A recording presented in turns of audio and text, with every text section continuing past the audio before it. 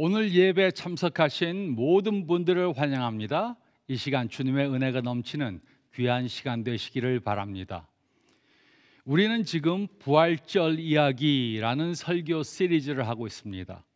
우리는 이번 시리즈를 통해 부활절 때 일어난 사건들에 대해 생각해 보고 있습니다. 첫째 주에는 예수님을 판 가롯 유다의 이야기에 대해 생각해 보았습니다. 둘째 주에는 성찬식 이야기에 대해 생각해 보았습니다. 셋째 주에는 부활의 이야기에 대해 생각해 보았습니다. 그리고 오늘은 요한복음 20장에 기록된 도마의 이야기에 대해 생각해 보겠습니다. 예수님은 정말 부활하셨습니까? 성경은 예수님께서는 우리들의 죄를 위해 십자가에 달려 죽으시고 무덤에 묻히시고 3일 만에 부활하셨다고 말하고 있습니다. 그런데 우리는 이것이 사실인지 어떻게 알 수 있습니까? 예수님을 구세주로 믿지 않는 사람들도 성경을 믿지 않지만 부정하지 않는 사실들이 있습니다. 그것은 주 1세기 때 예수라는 사람이 있었다는 사실입니다. 성경 외에 다른 문서들에도 예수라는 사람이 있었다는 것을 우리가 찾을 수 있습니다. 그 예로 주후 93년에 유대인 역사학자 요세푸스는 예수라는 지혜로운 선생이 있었는데 그는 빌라도에 의해 십자가에 달려 사형을 당했다라고 기록했습니다. 그러므로 성경을 믿지 않는 사람들도 예수님이 역사적 인물이었다는 사실은 부정하지 않습니다. 그가 또 십자가에 달려 죽었다는 사실도 부정하지 않습니다. 또 그의 제자들이 그가 부활했다고 말했다고 하는 것도 부정하지 않습니다. 그런데 성경을 믿지 않는 사람들은 예수님의 제자들이 전한 예수님의 부활은 믿지 않습니다. 예수라는 사람이 있었다는 것과 그가 십자가에 달려 죽었다는 것과 이 두 가지는 부인하지 않지만 예수님이 죽음에서 부활하셨다는 것은 사실로 믿지 않습니다. 그래서 예수님 때로부터 시작해서 예수님의 부활을 믿지 않는 사람들은 여러 가지 설로 예수님의 신이 없어진 것에 대해서 설명하려고 했습니다. 그들은 여러 가지 설을 만들어서 왜 예수님의 시신이 없어졌는가 설명하려고 했습니다. 첫째는 기절설입니다. 기절설. 이 설을 믿는 사람들은 예수님께서 십자가에서 죽지 않고 그냥 기절했었다고 그렇게 말합니다. 그래서 기절한 예수님의 몸을 시원한 무덤 안에 넣으니까 예수님께서 깨어나서 무덤 밖으로 나와서 다시 돌아가셨다고 그렇게 믿습니다. 그러나 이 설에는 문제가 있습니다. 로마 병정들이 예수님께서 죽었는지 확인했습니다. 그리고 그가 이미 돌아가셨기 때문에 그의 다리를 부러뜨리지 않았습니다. 또 예수님께서 무덤 밖으로 나와서 돌아가셨다면 죽은 시체가 있어야 했습니다. 그러나 예수님의 부활을 믿지 않는 사람들도 예수님의 시체를 증거로 제시할 수 없었습니다. 그 대신 많은 사람들은 부활한 몸을 가진 예수님을 직접 보았습니다.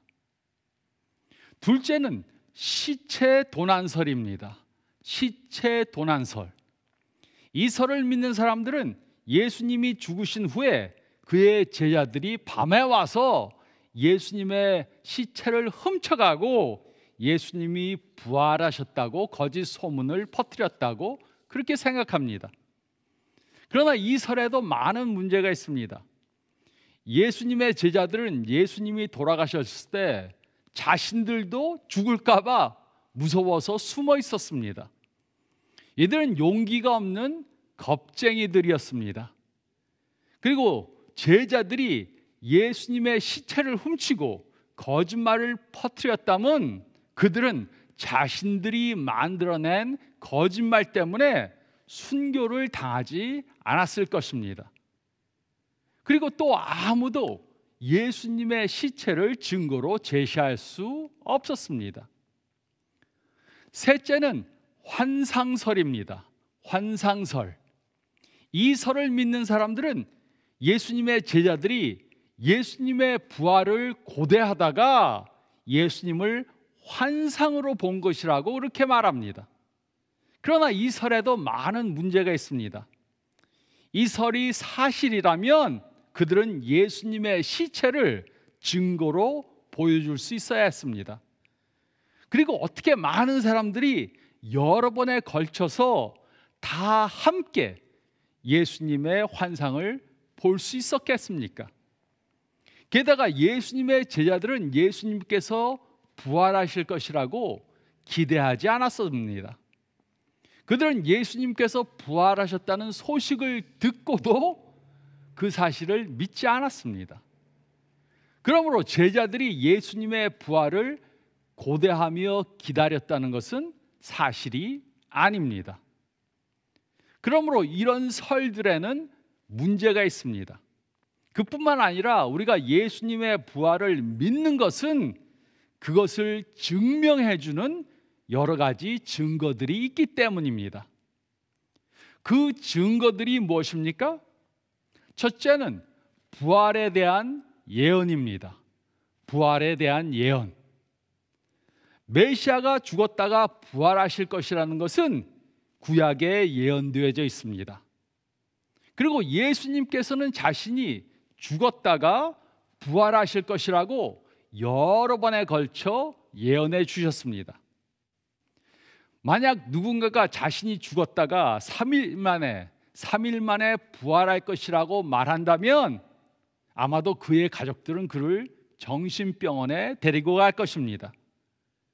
세상에 누가 이런 예언을 할 수 있습니까?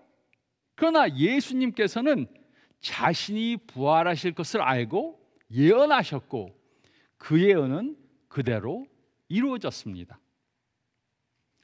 둘째는 빈 무덤입니다. 빈 무덤. 예수님은 분명히 돌아가셨습니다.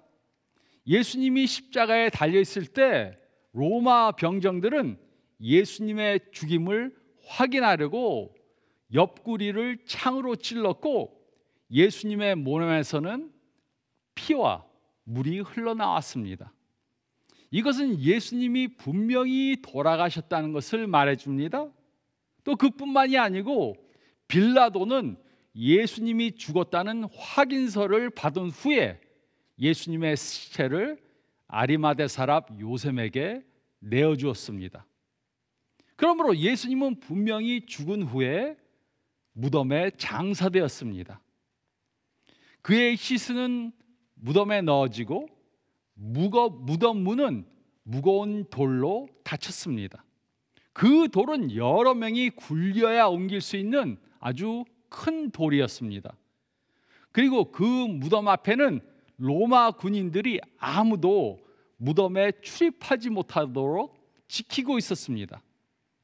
그러나 부활절 아침에 무덤 문이 열리고 예수님의 몸은 부활했습니다.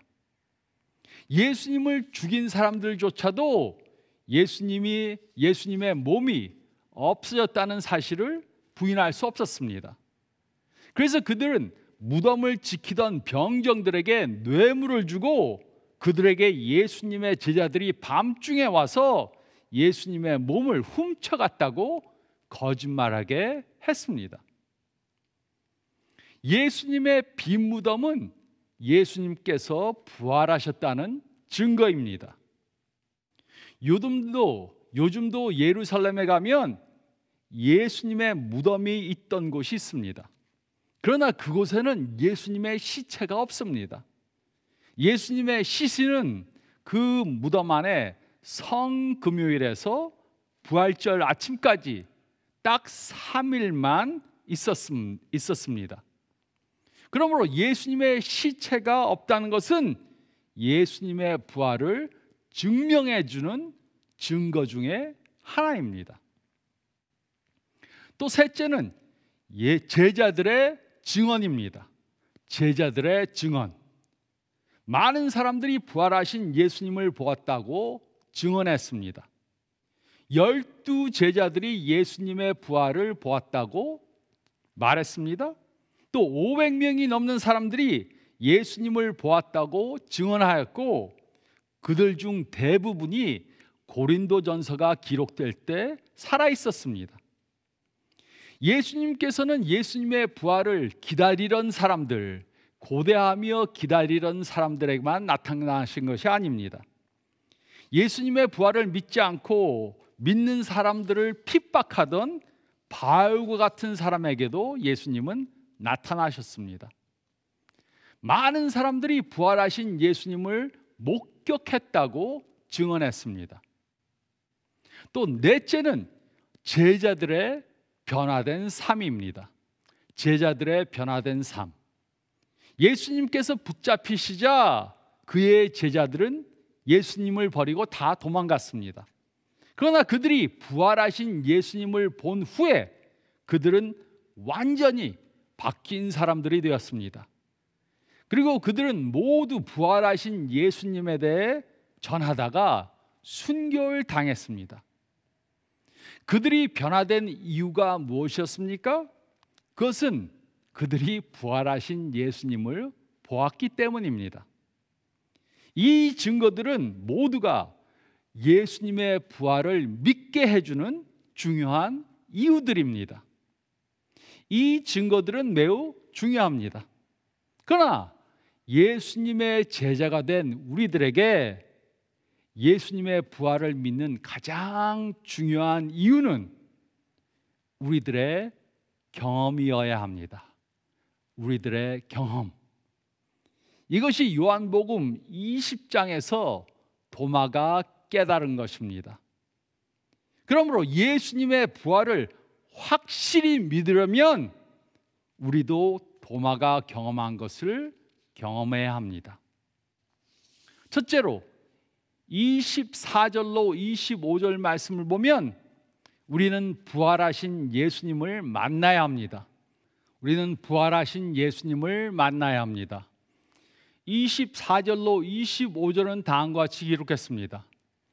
12 제자 중에 하나로서 디두모라 불리는 도마는 예수께서 오셨을 때에 함께 있지 아니한지라 다른 제자들이 그에게 이르되 우리가 주를 보았노라 하니 도마가 이르되 내가 그의 손에 못자국을 보며 내 손가락을 그 못자국에 넣으며 내 손을 그 옆구리에 넣어보지 않고는 믿지 아니하겠노라 하니라. 예수님께서는 부활하신 그날 제자들에게 나타나셨습니다. 그러나 그때 도마는 그들과 함께 있지 않았습니다. 그가 그때 어디에 있었는가는 성경이 말해주지 않습니다.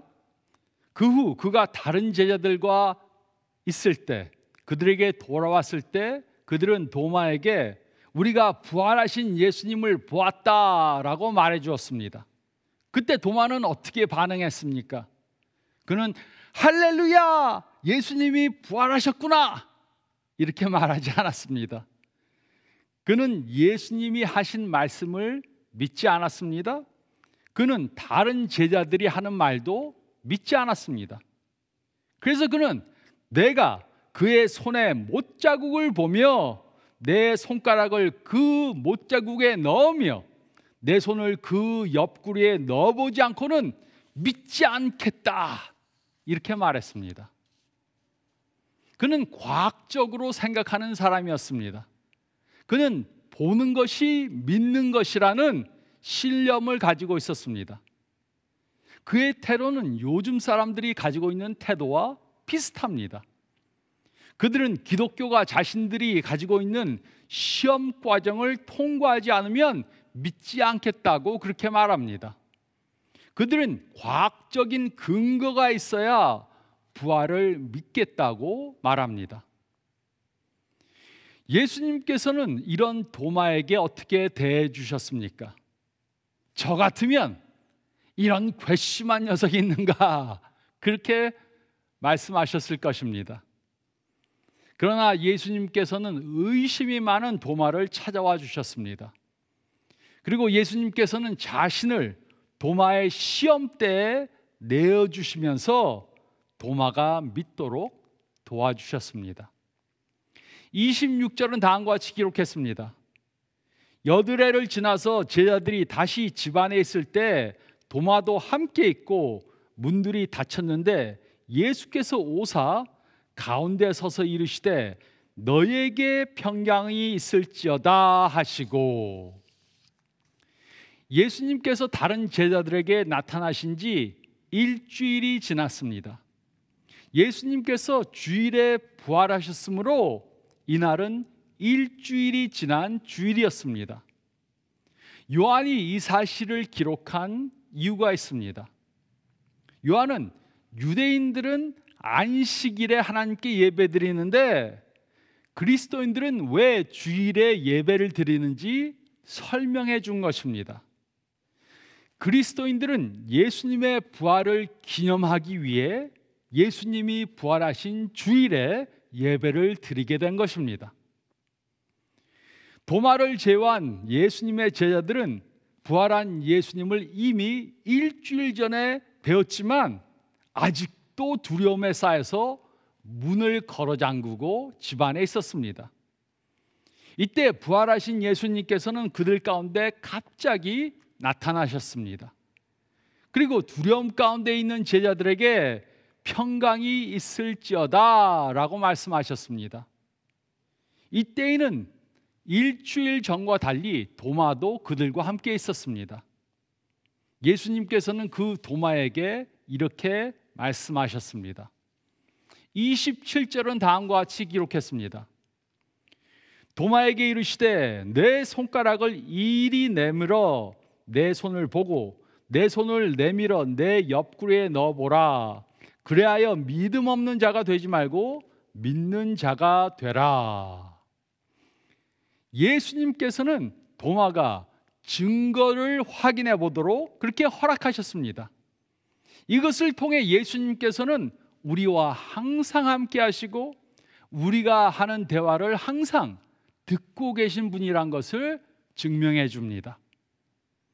예수님께서는 도마에게 확인하고 싶은 것들을 다 확인해 보고 믿음이 없는 자가 되지 말고 믿는 자가 되라고 말씀해 주셨습니다.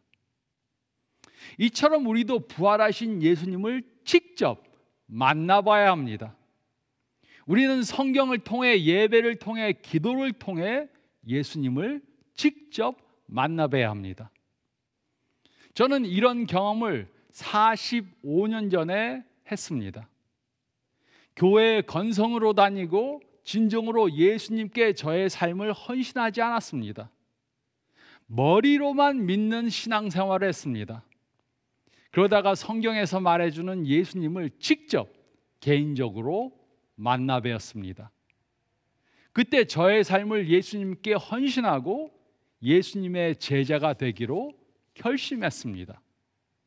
그 후 부활하신 예수님을 믿는 확실한 신앙을 갖게 되었습니다. 우리는 이렇게 부활하신 예수님을 직접 만나 뵈야 합니다.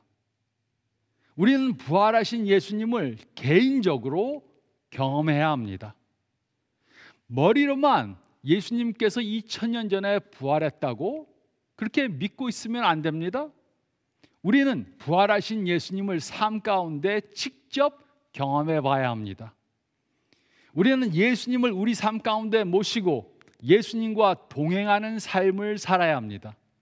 그러면 절대로 예수님을 부인할 수 없게 될 것입니다. 우리는 부활하신 예수님을 만나야 합니다. 우리는 부활하신 예수님을 만나야 합니다.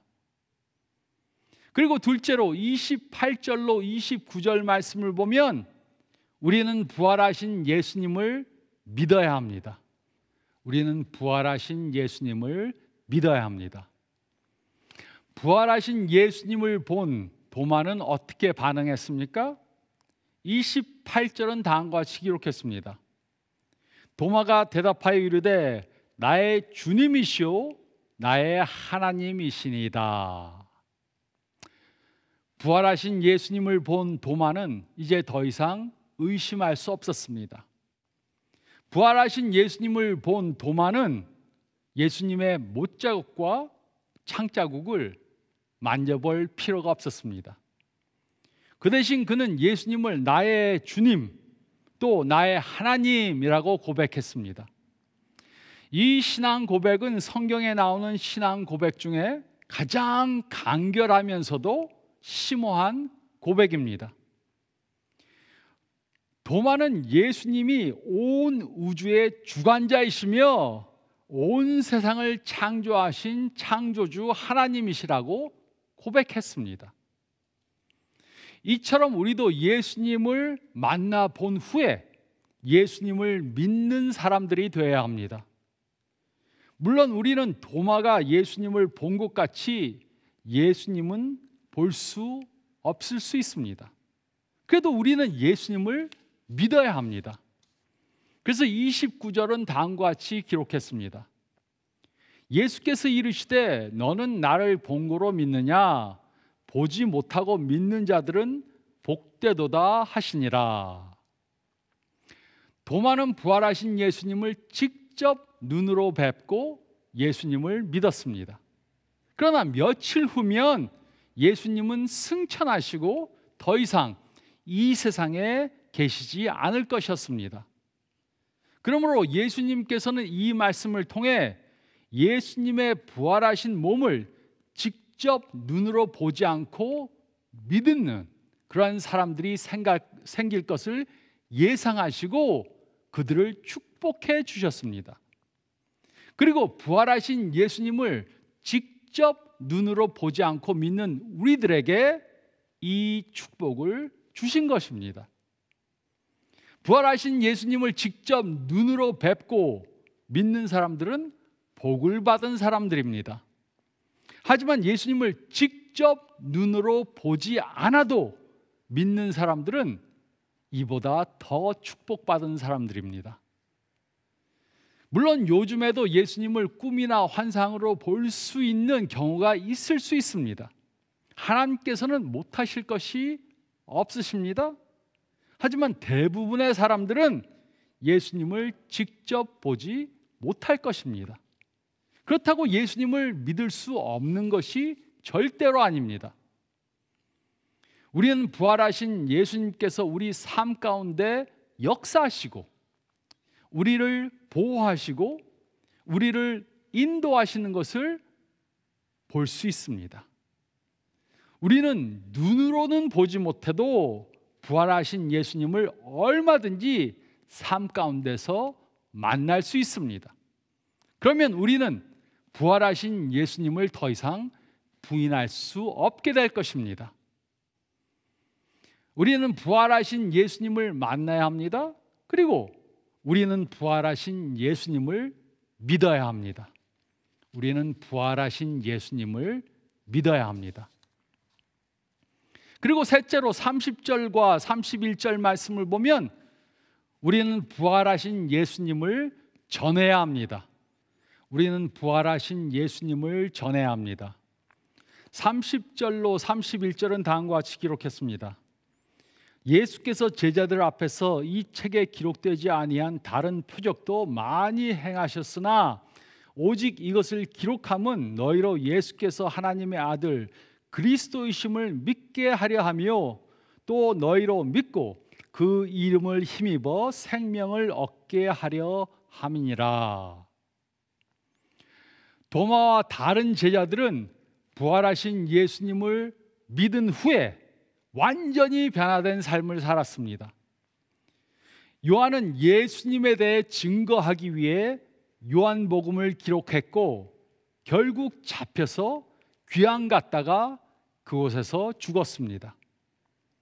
교회 역사에 의하면 도마는 인도에까지 가서 전도하다가 그곳에서 죽임을 당했다고 말하고 있습니다.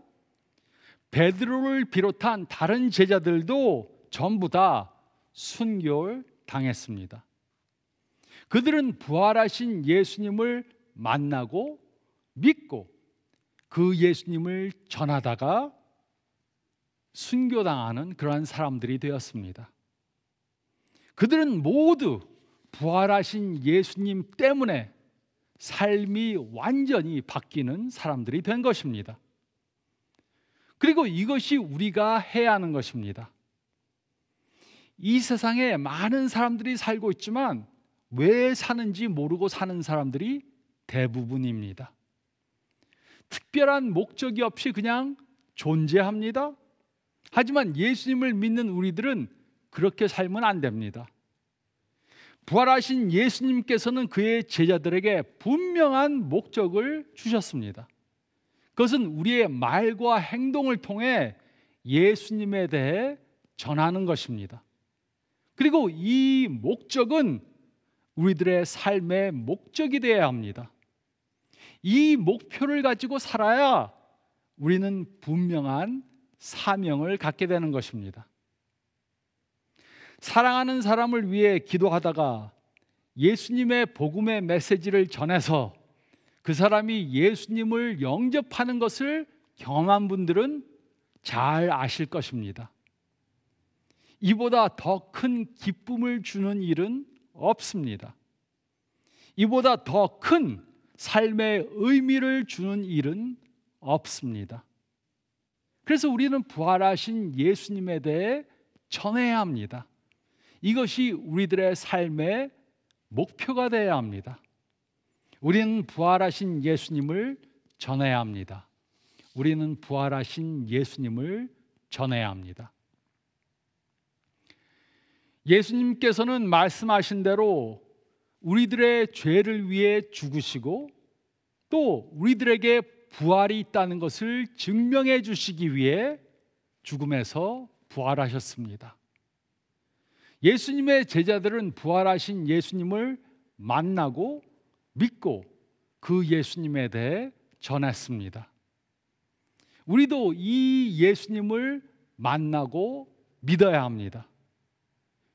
그래야 우리는 예수님을 통해 영생을 얻을 수 있습니다. 그리고 우리는 아직 예수님을 모르는 사람들에게 부활하신 예수님에 대해 전해야 합니다. 예수님 없이는 소망을 갖고 살 수 없습니다. 이 세상에서의 삶은 어렵고 위험하고 언제 어떤 일이 일어날지 모릅니다. 가족들이 아침에 일어나서 집을 나가도 무사히 저녁에 돌아온다는 보장이 없습니다. 예수님이 없는 삶은 소망이 없는 삶입니다.